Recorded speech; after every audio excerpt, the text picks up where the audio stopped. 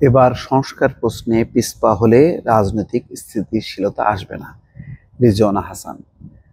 উপদেষ্টাদের মোটামুটি সবাই এবং তার বাইরেও যেই বিশিষ্টজনরা আজকে যেই দুদিন ব্যাপী ঐক্য কোন পথে শীর্ষক যে জাতীয় সংলাপে অংশ নিয়েছেন তারা সংস্কারের উপর জোর দিয়েছেন এবং একই সঙ্গে বলেছেন যে এইসব বিষয়গুলোতে রাজনৈতিক ঐক্যমত্য খুবই প্রয়োজন। ঐক্যমত্য যদি না হয়, যেমন হোসেন জিল্লুর রহমান বলেছেন যে বিশৃঙ্খল অবস্থায় নির্বাচনে যদি যাওয়া হয় সেটা আত্মঘাতী হবে, এটা ভালো ফল হবে না।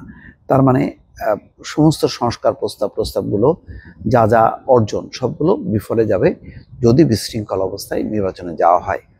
এবং সেই নির্বাচনটা বিগত দিনের যে নির্বাচনের মতন সেই নির্বাচনের মতনই হবে, কোনো গুণগত পরিবর্তন হবে না। মনোনয়ন বাণিজ্য হবে, যার টাকা আছে, যার দল আছে, বল আছে, শক্তি আছে, তারা সেইভাবেই ফলাফল নির্ধারণ করবে।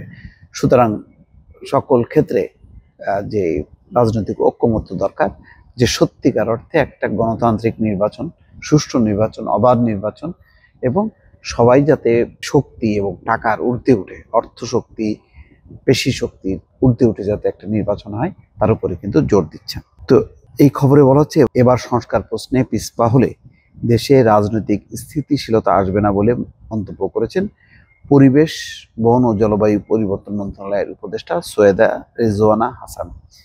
তিনি বলেছেন সংস্কারের বিষয়ে ঐক্যমত্য হতে হবে, এই ক্ষেত্রে কেউ কাউকে প্রতিপক্ষ ভাবা ঠিক হবে না। দুপুরে তিনি বলছেন ঐক্য কোন পথে শীর্ষক অধিবেশনে অংশ নিয়ে সৈয়দা রিজওয়ানা হাসান এই কথা বলেন। ঐক্য, সংস্কার ও নির্বাচন নিয়ে 2 দিন ব্যাপী সংলাপের ছিল প্রথম দিন।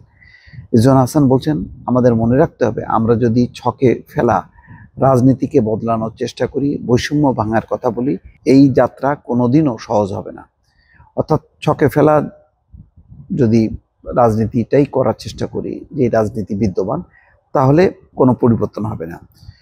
খুবই কঠিন রাস্তার মধ্যে দিয়ে আমাদের যেতে হবে, তার জন্য আমাদের ধৈর্য রাখতে হবে। তিনি বলেন, প্রথাগত বিষয়গুলো একদিনে ভাঙা যাবে না।